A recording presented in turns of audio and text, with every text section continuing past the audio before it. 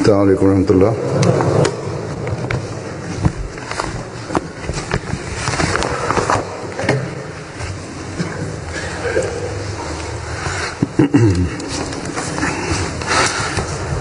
أشهد أن لا إله إلا الله وحده لا شريك له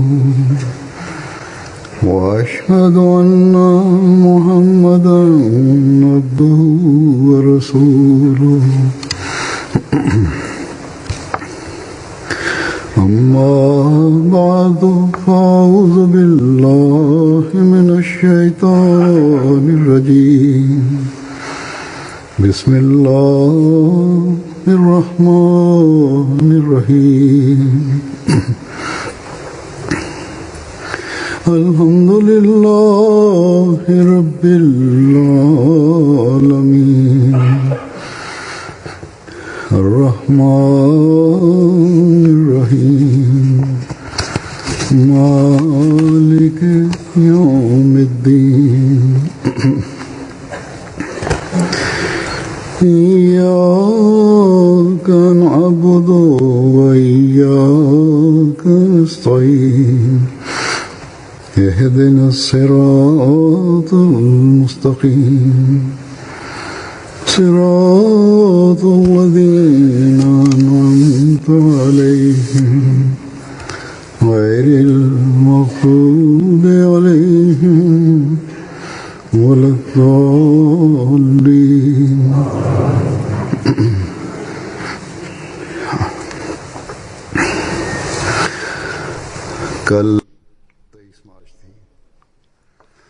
Hier, nous étions le 23 mars et le 23 mars est un jour très important dans l'histoire de la Jamaat Ahmadiyya, étant donné que Hazrat Mirza Ghulam Ahmad alayhi salam de Qadian avait fondé officiellement sa Jamaat, la Jamaat Ahmadiyya, à cette date. Il avait fondé cette Jamaat officiellement en acceptant le serment d'allégeance de ses disciples. Il s'est déclaré Messie promis et Mahdi promis, dont l'avènement a été prédit par le saint prophète Mohammed sallallahu alayhi wa sallam. Il a été envoyé, dit-il, afin d'établir la tawhid, l'unicité divine, et afin d'insuffler dans les cœurs l'amour pour Dieu. Il a déclaré que Dieu souhaite que toutes ces âmes qui habitent les différentes parties de la terre et les habitants en Europe comme ceux de l'Asie, tous ceux qui ont une nature juste, soient attirés vers le tawhid et soient réunis dans une seule foi. Tel est le but divin que je suis venu accomplir. Ainsi, poursuivez cet objectif, mais en toute humilité, avec de bons exemples et avec d'incessantes prières.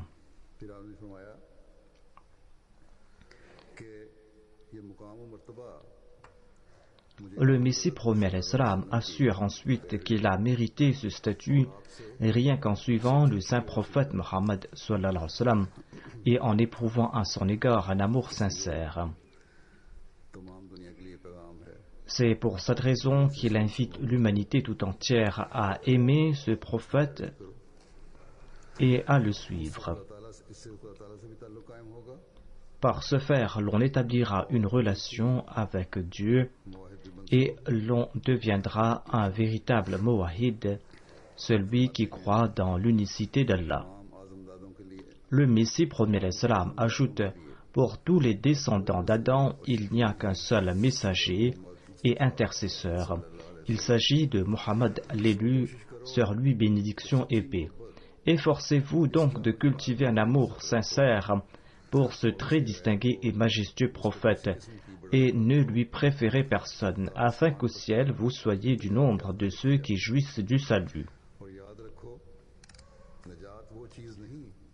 Sachez que le salut n'est pas un privilège réservé à l'autre monde seulement. Le véritable salut manifeste sa lumière en ce monde même. Savez-vous à qui est destiné le salut? À celui qui croit avec certitude que Dieu existe et que Mohammed, l'élu, et soit lui, est l'intercesseur des hommes auprès de Dieu,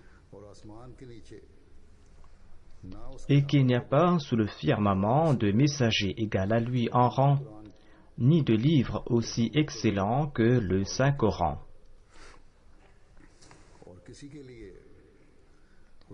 Dieu n'a voulu rendre personne immortel, mais ce prophète élu vit à jamais.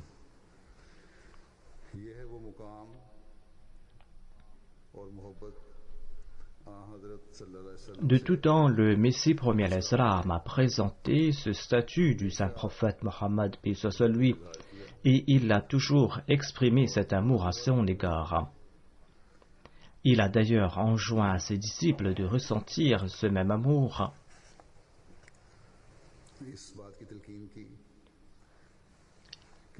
Il a enjoint à ses disciples de ressentir ce même amour et de saisir ce statut.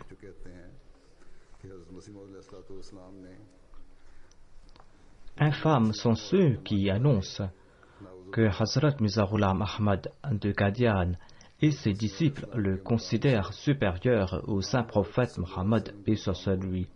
Qu'Allah nous en préserve.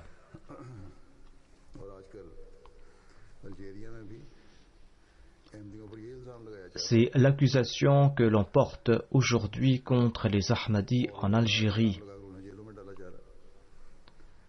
Et on est en train de les jeter en prison pour cette raison. Tant et si bien qu'ils ont commencé à arrêter des femmes et à leur intenter des procès.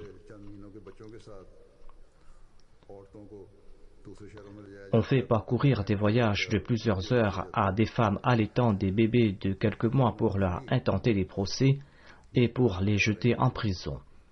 Mais ces femmes me disent: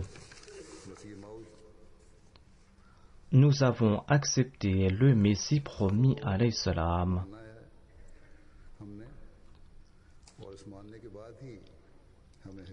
Et après l'avoir accepté, nous avons compris la tawhid véritable, ainsi que le statut véritable du saint prophète Mohammed paix soit lui, et l'amour qu'il s'y d'éprouver à son égard. Comment pourrons-nous à présent nous écarter de notre foi?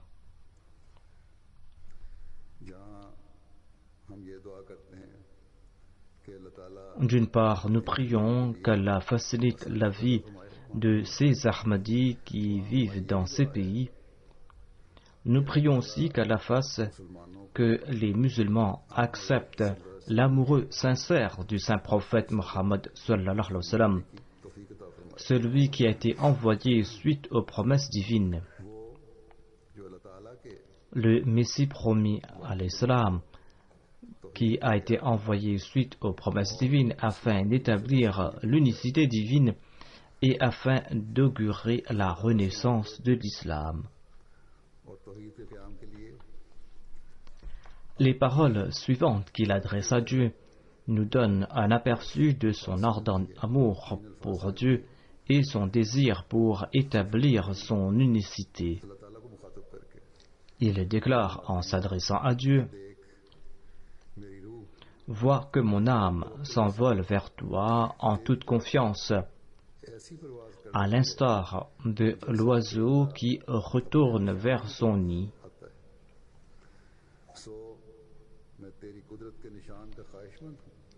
Ainsi, je souhaite que tu manifestes les signes de ta puissance, pas pour ma personne et pas pour mon honneur. Je désire que tu manifestes les signes de ta puissance afin que les gens te reconnaissent et afin qu'ils marchent sur tes voies pures, afin qu'ils ne renient pas ton envoyé, en s'écartant ainsi loin de la direction. Le Messie premier alayhi salam déclare: Je témoigne que tu m'as suscité et tu as manifesté en mon soutien de très grands signes, tant et si bien que tu as ordonné au soleil et à la lune de s'éclipser au cours du Ramadan à des dates prédites.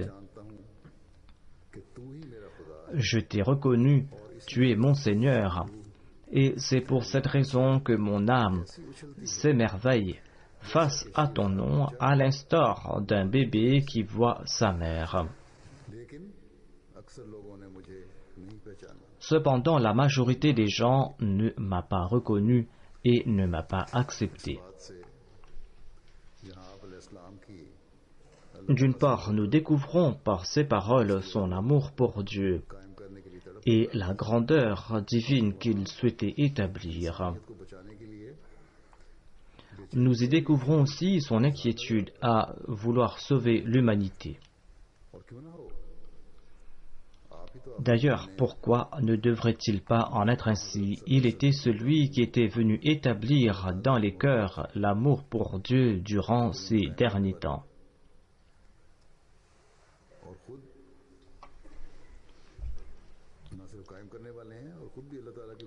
De surcroît, il s'était complètement plongé dans l'amour qu'il éprouvait pour la cause de Dieu. Il souhaitait ardemment allumer dans les cœurs d'autrui cette étincelle d'amour pour Dieu.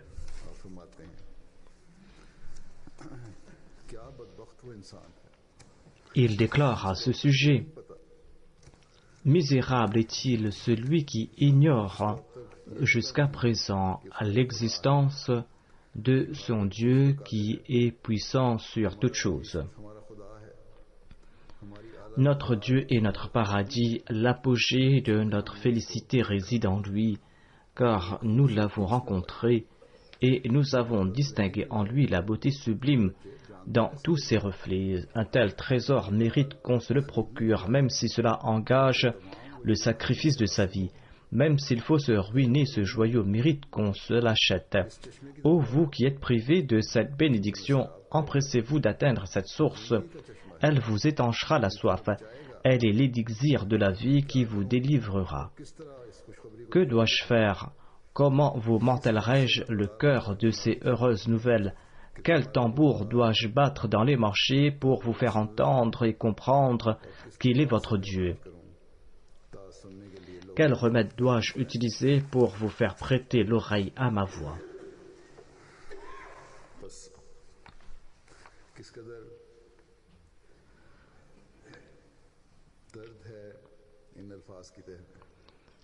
Voyez un tant soit peu la somme de douleur gisant sous ces paroles. Voir chaque mot recèle plusieurs aspects de son chagrin.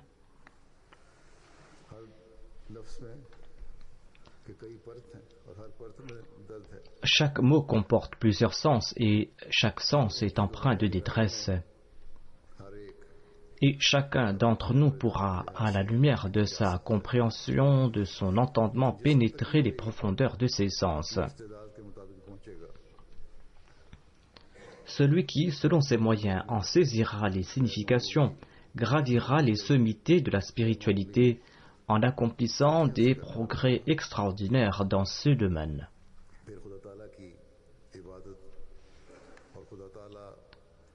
Le Messie premier alayhi salam nous conseille en ces termes la manière de rendre culte à Dieu et la manière de l'aimer. Il déclare: si vous acceptez d'être le peuple élu de Dieu, en vous offrant entièrement à lui, soyez certain qu'il sera votre Dieu. Si vous dormez, il veillera sur vous. Si vis-à-vis de votre ennemi, vous perdez de vigilance, il le matera et fera échouer ses machinations. Vous êtes encore loin d'évaluer justement combien puissant il est. Si vous l'aviez su, jamais vous n'auriez versé des larmes de tristesse à cause des biens de ce bas monde. Celui qui possède un trésor s'attristera-t-il au point de se suicider s'il perd un misérable sou?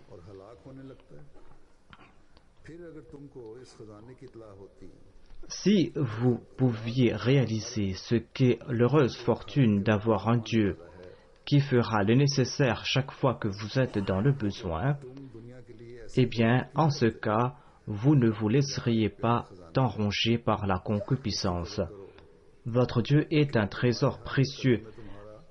Appréciez-le à sa juste valeur, car il vous apporte instamment son aide dans tout ce que vous entreprenez.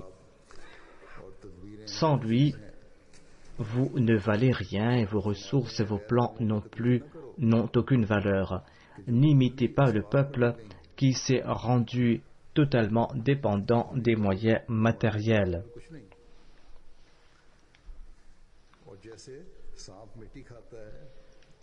Ce peuple est tel le serpent qui se nourrit de poussière. Il ressemble au vautour et au chien qui se festoie de charognes. Il s'est très éloigné de Dieu.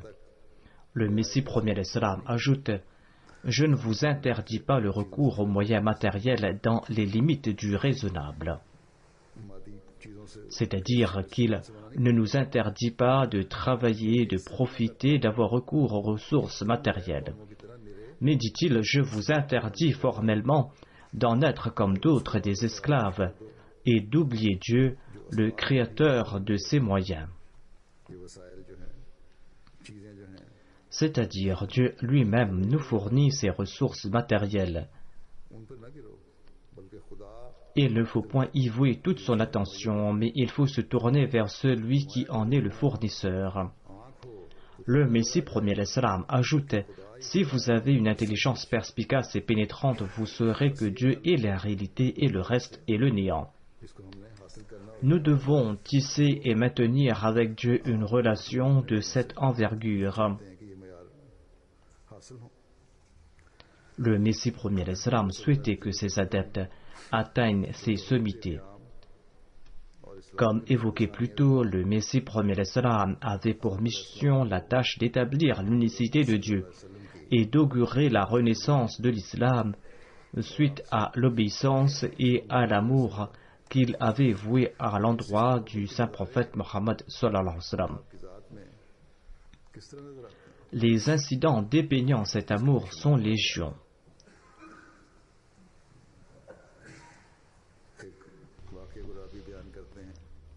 On rapporte qu'une fois Hazrat Mirza Ghulam Ahmad alayhi salam faisait des va-et-vient tout seul dans la mosquée Mubarak. Et il était en train de fredonner un couplet et il avait les yeux en larmes. Quand le rapporteur lui demanda la raison de sa tristesse, il répondit: j'étais en train de réciter les vers composés par Hassan bin Thabit après le décès du saint prophète Mohammed sallallahu alayhi wa sallam. Ces vers se lisent ainsi: Kunta sawada linafiri fa'amiya alayka an-nazir man sha'a ba'daka falyamut fa'alayka kunta uhazir.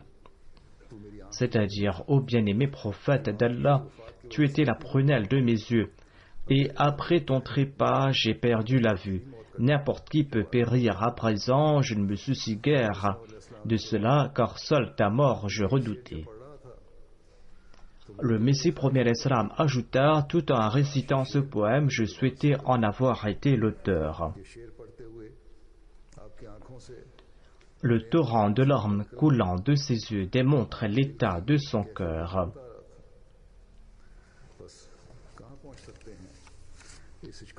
Ils ne peuvent point effleurer cette expression d'amour, ceux qui accusent le Messie premier l'Islam de s'être dit supérieur au saint prophète Mohammed sallallahu alayhi wa sallam. Qu'Allah nous en préserve.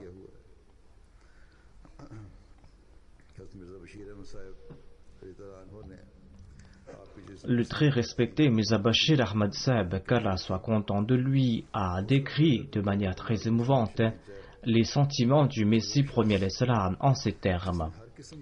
Il déclare: Mirza Ghulam Ahmad alayhi salam de Qadian a enduré souffrances et privations en tout genre. Il a bravé les innombrables tempêtes d'opposition de ses adversaires. Il a subi leurs tourments et leurs exactions. On lui a intenté des procès de meurtre. Il a enduré la mort de ses proches, de ses amis, voire de ses enfants. Or, en ces occasions, son entourage n'a jamais vu, ni sur son visage, ni dans ses yeux, l'expression de ses sentiments. Mais quand il était question de l'amour pour le saint prophète Mohammed paix soit lui, un torrent de larmes coulait de ses yeux. L'on trouve dans ses nombreux écrits et dires l'expression de cet amour pour le saint prophète Mohammed sallallahu alayhi wa sallam.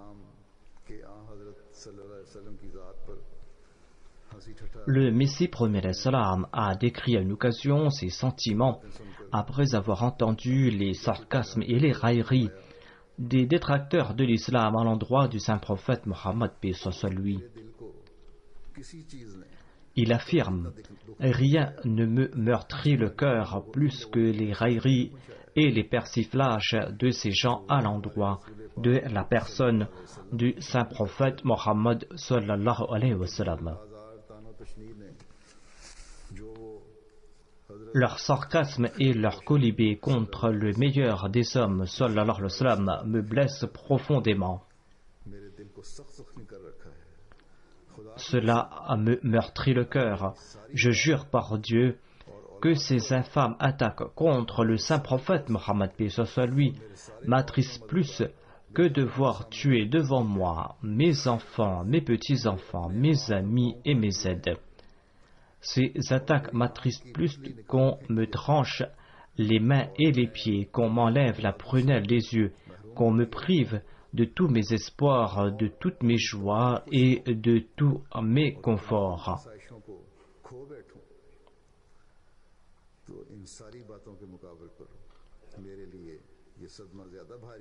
Le fait qu'on s'attaque au saint prophète Mohammed paix soit lui m'attriste plus que toutes ces actions à l'encontre de ma personne et de mes proches. Ô mon maître qui est aux cieux, accorde-nous ta grâce et ton soutien et débarrasse-nous de ce grand malheur.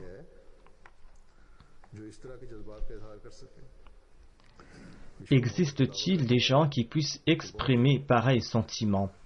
Ils sont nombreux à dire qu'ils aiment le saint prophète Mohammed paix soit lui. Beaucoup sèment le trouble et commettent meurtre et atrocités au nom de la protection de l'honneur du saint prophète Mohammed sallallahu alayhi wa sallam et de la Khatm an-Nabuwah.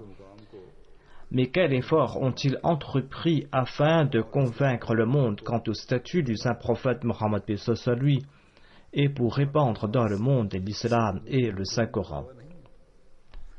Les déclarations du Messie premier salam ne sont pas de vaines paroles.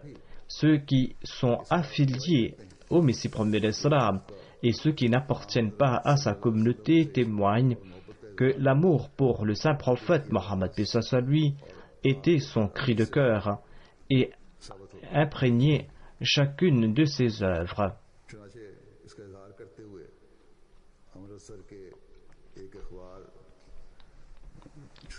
Le journal Wakil est un journal qui a été publié par les musulmans non-ahmadis d'Amritsar. Et on a écrit ceci après le décès du Messie premier salam dans ce journal. Il est dit, en dépit des divergences doctrinales très marquées, les musulmans éclairés ont ressenti qu'ils ont perdu une grande personnalité suite au décès de Mirza Saheb.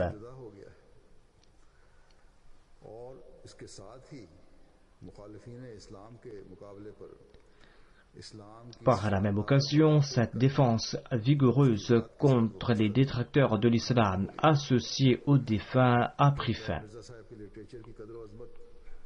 Nous sommes contraints d'accepter la grandeur et la valeur de l'œuvre littéraire laissée par Mirza Saheb. Mirza Saheb qui est parti en complétant sa tâche. À l'avenir, il nous sera impossible d'étendre cette défense de l'islam sans avoir recours à ses écrits. Il nous sera impossible de défendre l'islam sans avoir recours aux écrits de Mirza Saheb.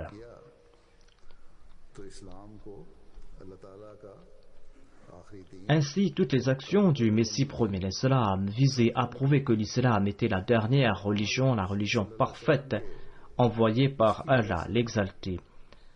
C'est en raison de l'amour qu'il éprouvait pour le saint prophète Mohammed sallallahu alayhi wa sallam qu'il s'est évertué à prouver son statut au monde.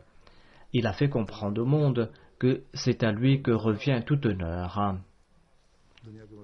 Il a fait comprendre au monde et à toutes ces religions qu'il n'y a pas de religion comparable à celle du saint prophète Mohammed sallallahu alayhi wa sallam. Ceux qui l'accusent doivent étudier ses écrits où il a exprimé son amour à l'égard du saint prophète Mohammed sallallahu alayhi wa sallam. Sinon, leurs accusations seront sans fondement et ne seront qu'une preuve de leur ignorance. En étant le disciple loyal et le serviteur du saint prophète Mohammed, le Messie premier l'Islam déclarait souvent que tout ce qu'il a acquis c'était grâce au saint prophète Mohammed lui et parce qu'il l'a suivi pas à pas. Il a déclaré à ce sujet: je jure devant ce même Dieu qui s'est adressé à Abraham et qui a parlé à Isaac et à Ismaël et à Jacob et à Joseph et à Moïse et à Jésus fils de Marie, et celui qui s'est adressé après tous ces derniers au saint prophète Mohammed lui, tant et si bien qu'il lui a révélé la parole la plus claire et la plus pure. De même, il m'a conféré l'honneur de sa parole. Mais cet honneur m'a été accordé uniquement parce que j'ai suivi pas à pas le saint prophète Mohammed lui. Si je n'appartenais pas à la nation du saint prophète Mohammed lui, si je ne l'avais pas suivi, alors même si mes efforts étaient aussi importants que toutes les montagnes du monde, je n'aurais pas pu atteindre ce statut de communion avec Dieu.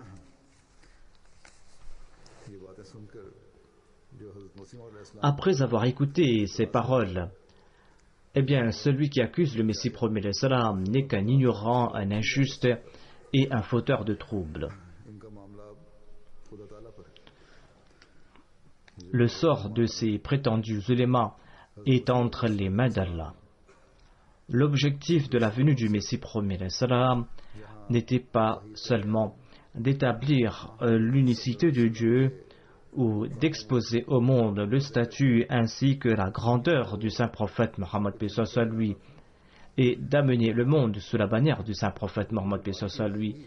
Sa tâche était aussi de faire respecter les droits d'autrui et de faire preuve de bonté envers les créatures de Dieu et d'inciter les autres aussi à le faire. C'est pour cette raison que nous voyons que deux conditions du serment d'allégeance concernent ce sujet. Il est stipulé dans la 4e condition que celui qui lui prête allégeance ne nuira pas sous l'influence de ses passions aux créatures d'Allah en général et aux musulmans en particulier, que ce soit par sa langue ou par ses mains ou par d'autres moyens. Il ne va pas nuire aux créatures d'Allah et aux musulmans, que ce soit par sa langue, ses mains ou autrement. Ensuite, dans la 9e condition, il est dit qu'il ou qu'elle se dévouera au service des créatures d'Allah uniquement pour la cause d'Allah et qu'il œuvrera pour le bien-être de l'humanité au moyen des compétences et des facultés octroyées par Allah. En mentionnant les préceptes de l'islam, le Messie premier l'Islam déclare: la religion comporte deux aspects. Le premier étant d'aimer Dieu et le deuxième est d'aimer les créatures de Dieu, tant et si bien que leur malheur devienne les vôtres, et de prier pour eux. Il déclare: d'après l'enseignement islamique, la religion ou l'islam ne comporte que deux aspects, ou l'on peut dire en d'autres mots que leur enseignement est basé sur deux grands objectifs. Tout d'abord, il est dit qu'il faudra reconnaître un Dieu qui est l'unique tel qu'il existe. Et il faudra l'aimer et l'obéir en toutes circonstances, comme c'est requis par l'amour et par l'obéissance. Ensuite, le deuxième objectif, c'est de se vouer au service de ces créatures au moyen de toutes ses compétences, de toutes ses capacités et de toutes ses aptitudes.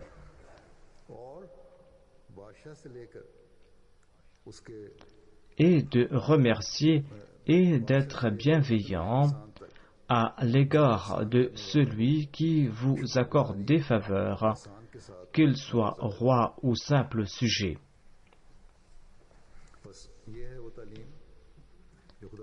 Voilà donc l'enseignement le plus important après l'amour de Dieu. En d'autres termes, l'amour qu'on éprouve pour Dieu attire notre attention vers celui que l'on doit éprouver pour ses créatures. Quelle était la pratique du Messie premier Islam à ce sujet? Comment se comportait-il à cet égard? Il déclare dans un endroit: j'informe tous les musulmans, j'informe tous les chrétiens et tous les hindous que je n'ai point d'ennemis sur terre.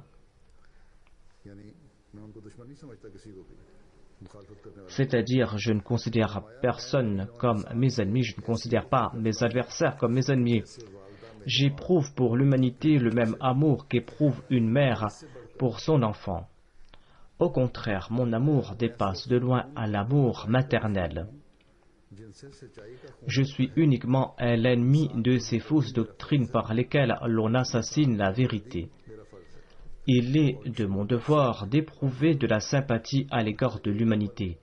Mon principe est de me détourner de tout mensonge, de toute forme de polythéisme et de toute mauvaise action, et de me détourner de toute forme d'injustice et de crime.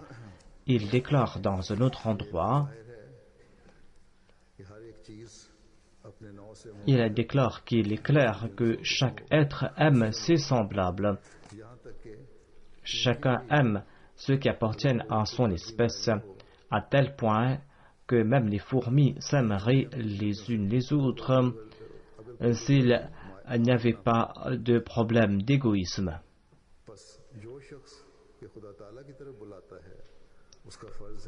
Il incombe le plus à celui qui invite les gens vers Dieu d'aimer ses créatures le plus. Ainsi, le Messie premier l'Islam invite les gens vers Dieu. Il dit qu'il lui incombe d'aimer l'humanité le plus. Il dit: j'éprouve un amour sans pareil pour l'humanité, mais je suis certes l'ennemi de leur inconduite et de tout type de cruauté, de malfaisance et de rébellion. Je n'ai pas d'inimitié personnelle à l'égard de quiconque. Le trésor que j'ai reçu est la clé de tous les trésors et de toutes les bénédictions du paradis. Et je le présente devant les créatures de Dieu avec passion et amour. Il faut savoir que les trésors que j'ai reçus comprennent diamants en tout genre, or et argent.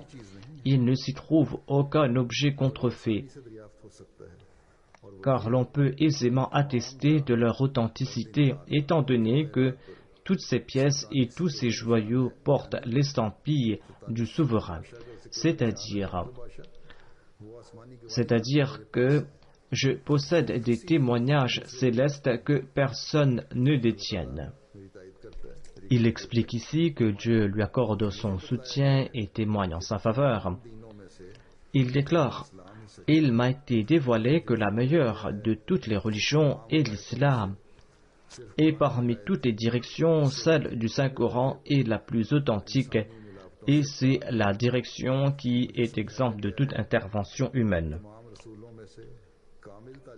On m'a dévoilé que, de parmi tous les prophètes, celui qui a transmis l'enseignement le plus complet, un enseignement de très haut niveau, un enseignement empli de sagesse, Ce prophète qui a montré l'exemple le plus parfait des qualités humaines n'est autre que notre bien-aimé prophète Mohammed le choisi sallallahu alayhi wa sallam. Et j'ai été informé par l'entremise de la révélation divine que je suis le Messie promis, le Mahdi promis, envoyé par lui, et je suis l'arbitre de toutes les contradictions internes et externes. Ces noms de Messie et de Mahdi m'ont été accordés par le saint prophète Mohammed sallallahu alayhi wa sallam. Et Dieu m'a également donné les mêmes titres par le biais de la révélation directe dont j'ai été le récipiendaire. Et la situation de l'époque nécessite que je porte ces deux titres.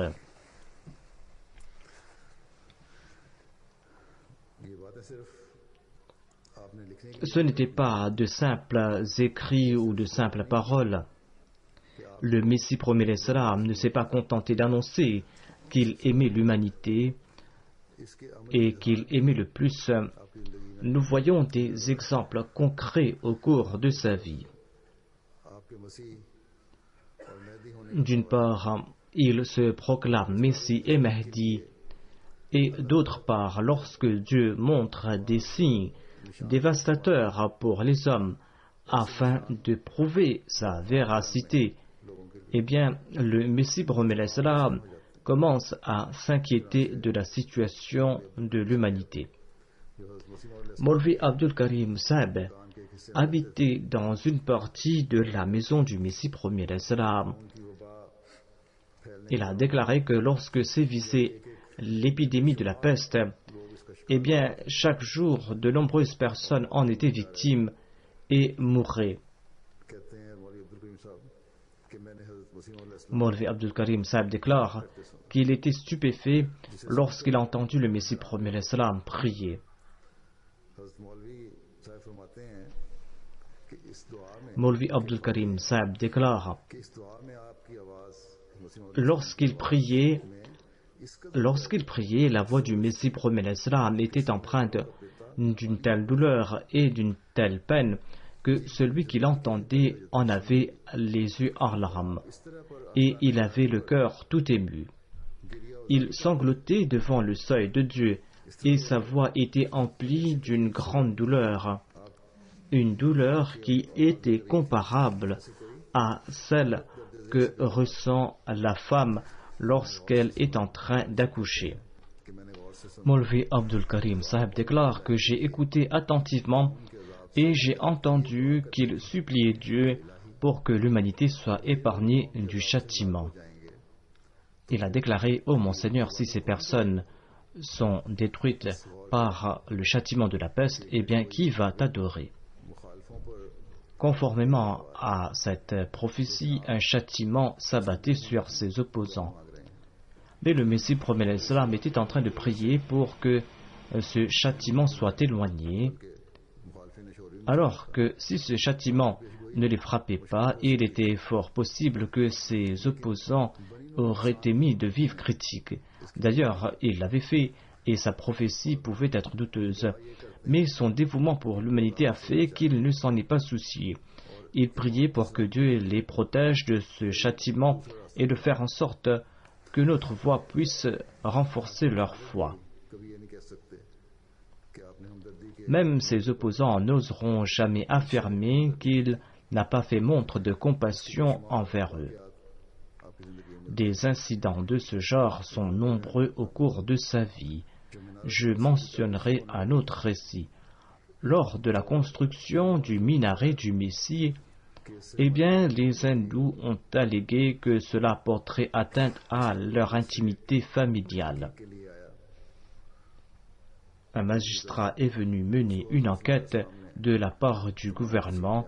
Le Messie promis l'Islam lui a informé à propos de tous les détails et a dit que ce minaret n'est qu'une représentation d'un signe et une lumière sera placée au sommet de ce minaret. L'endroit sera illuminé et il n'y aura pas de problème d'atteinte à leur vie privée. Si leur intimité familiale sera mise à mal, la nôtre aussi en sera affectée. Il est tout à fait faux d'annoncer qu'il en sera ainsi, ce sont des prétextes sans fondement. Le magistrat était accompagné d'un hindou qui s'appelait Lala Boudamal. Le Messie promis l'Islam a dit que l'Alaboudamal habite ici à Qadian, c'est un de nos voisins. Il habite dans cette ville. Il me connaît et il sait que j'ai toujours pris soin de mes voisins et des créatures de Dieu. Demandez à l'Alaboudamal si jamais je lui ai refusé mon aide quand il avait besoin de mon aide. Ou est-ce que je ne lui ai pas accordé quelque avantage? Et demandez toujours à l'Alaboudamal si jamais il a laissé passer une occasion pour nuire à ma personne. Il a toujours profité de chaque occasion pour tenter de nuire à ma personne, alors que moi je lui ai toujours été profitable. L'Alassad était avec le magistrat et il n'a pas eu le courage de nier ses propos. Au contraire, il a exprimé son embarras. Voilà donc les exemples du Messie promet l'Islam. Il a toujours été profitable, même envers ceux qui lui ont causé du tort. Maulvi Mohammed Hussein Matalvi Sab a remué ciel et terre dans son opposition contre le Messie promet l'Islam. Il a émis une fatwa de mécréance contre lui et l'a qualifié de Dajjal, d'antichrist et d'égaré. Que Dieu nous en préserve. Il a attisé le feu de la haine et de l'inimitié dans tout le pays. Mais lorsque son avocat, c'est-à-dire l'avocat du Messie promet l'Islam, a commencé à poser des questions qui portaient atteinte à la famille du Maulvi Mohammed Hussein Matalvi, eh bien le Messie promet l'Islam l'en a empêché aussitôt. L'avocat du Messie promet l'Islam, Maulvi Fazaldin, n'était pas Ahmadi. Il a déclaré souvent que Mirza Sahib était une personne possédant des qualités fort merveilleuses. Son adversaire s'attaque à son honneur, voire à sa vie. Et lorsque son avocat interroge son adversaire afin d'affaiblir son témoignage, eh bien le Messie promis Mirza Sahib l'en empêche.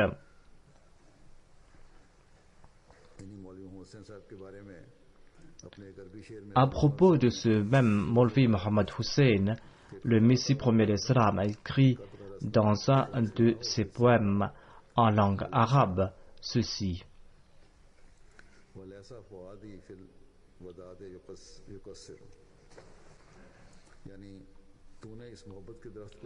Il a dit, tu as coupé cet arbre d'amour de tes propres mains, arbre que nous avions planté dans nos cœurs au cours de notre jeunesse. Mais en matière d'amour, mon cœur n'est point avare. C'était un exemple pour illustrer que de nombreux savants musulmans ont tenté de mettre fin à sa mission. Ces soi-disant érudits ou savants ont manifesté une vive opposition et ont lancé des fatwas de mécréance à son encontre, et ils en font de même aujourd'hui. C'est pour cette raison que dans de nombreux pays musulmans, nous sommes persécutés. Grâce à l'effet des enseignements du Messie promet l'Islam sur notre personne, en réponse aux persécutions de nos opposants, nous n'avons jamais mis de côté la grandeur de nos mœurs, et nous n'avons jamais pris la loi entre nos mains. Si seulement ces personnes pouvaient comprendre que l'arbitre et le juge de cette époque est le Messie promis et le Mahdi promis, Hazrat Mirza Ghulam Ahmad de Qadian, et que la propagation de l'islam et l'établissement de la croyance en l'unicité de Dieu, l'établissement de la vraie gouvernance du saint prophète Mohammed, que ce soit lui qui doit s'appliquer au cœur et non sur des territoires, eh bien, cela doit se faire grâce au Messie promet l'Islam et par l'intermédiaire de sa communauté. Cela ne va pas se faire à travers l'épée, le fusil, la force, par le terrorisme ou en tuant des innocents au nom de l'islam. Ces événements perpétrés en Europe au nom de l'islam par des individus, par des organisations, comme cet événement qui s'est déroulé 2 jours de cela à Londres où d'innocentes personnes ont été cruellement tuées. Un individu a foncé en voiture sur des piétons et il a aussi tué un policier. Tout cela arrive car les prétendus ulémas ont induit les gens en erreur et au lieu d'inculquer dans leur cœur les beaux suivants des enseignements de l'islam, ils leur ont inculqué des idées de violence. Dans ce contexte, comme je l'ai dit auparavant et comme je le répète souvent, il incombe aux Ahmadis de présenter la beauté des enseignements de l'islam au monde. La persécution, quant à elle, ne pourra point nuire à l'Ahmadiyya. Allah, l'exalté, a envoyé le Messie premier l'Islam afin de lui accorder le succès et afin de propager le message de l'islam par son entremise. Nous devrons donc propager cet islam, ces événements que l'on voit ici, ces tueries d'innocents. Eh bien, nous devrons partout avec force condamner pareil acte. Nous devrons aussi exprimer notre sympathie à l'égard des victimes. Le Messie premier l'Islam déclare: tout le monde, écoutez, ceci est une prophétie de celui qui a créé les cieux et la terre. Il propagera cette communauté dans tous les pays et il lui accordera préséance sur tous grâce à la lumière de ses preuves et de ses arguments. Ces jours sont proches où en ce monde cette religion sera la seule respectée. Dieu l'exalté bénira grandement cette religion et ce mouvement. Il fera échouer toute personne tentant d'y nuire. Cette préséance restera pour toujours jusqu'au jour dernier. Vos railleries visant ma personne ne me nuiront nullement, car tout prophète a été moqué. Donc le Messie premier l'Islam devait être raillé, comme Allah l'exalté le déclare: Ya hasratan ala al-ibad ma ya'tihim min rasulin illa kanu bihi yastahzi'un. C'est un signe de la part d'Allah, à savoir que tout prophète sera moqué. Mais qui se moquera de celui qui descendra du ciel devant tout le monde? Qui se moquera de celui qui descendra du ciel devant tout le monde accompagné d'anges? Toute personne raisonnable en comprendra qu'il est faux d'affirmer que le Messie promis va descendre du ciel. Rappelez-vous que personne ne va descendre du ciel. Nos adversaires qui sont encore vivants aujourd'hui mourront, mais personne ne verra Jésus, fils de Marie, descendre du ciel. Leurs enfants aussi mourront, et personne n'aura vu Jésus, fils de Marie, descendre du ciel. Puis mourront ceux de la troisième génération, mais eux non plus ne verront pas Jésus, fils de Marie, descendre du ciel. C'est là que Dieu frappera leur cœur d'effroi. Ils constateront que la suprématie de la croix est révolue, le monde a changé, mais Jésus, fils de Marie, n'est pas encore descendu du ciel. Et les sages répudieront cette croyance. 3 siècles ne seront pas écoulés depuis ce jour que tous ceux qui attendent Jésus, fils de Marie, qu'il soit musulman ou chrétien, ils seront tous au comble du désespoir et renonceront à cette chimère. Et sur terre, il y aura une seule religion et un seul guide. Moi, je suis le semeur et j'ai mis la semence en terre. Maintenant, elle poussera et elle fleurira et personne ne pourra l'arrêter. Cette graine a été placée par la main du Messie promis, le Messie d'Allah l'exalté, et cette graine est en train de pousser et de fleurir par la grâce d'Allah. Si nous souhaitons en devenir les branches verdoyantes, nous devrons, comme l'a dit le Messie promis l'Islam, comme nous l'avons vu grâce à la pratique du Messie promis l'Islam, nous allons devoir aimer Allah, nous allons devoir éprouver cet amour pour le saint prophète Mohammed lui, et nous allons devoir agir, aider et aimer l'humanité d'une manière qui reflète cet amour pour Dieu et cet amour pour le saint prophète Mohammed lui. qu'Allah l'exalté nous en accorde l'occasion.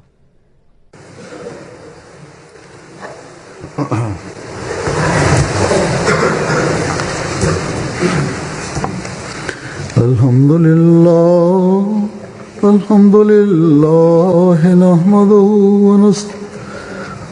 لله نحمده ونستعينه ونستغفره ونؤمن به ونتوكل عليه ونعوذ بالله من شرور أنفسنا ومن سيئات أعمالنا من يهده الله فلا مضل له ومن يضلل فلا هادي له ونشهد أن لا إله إلا الله ونشهد أن محمدا عبده ورسوله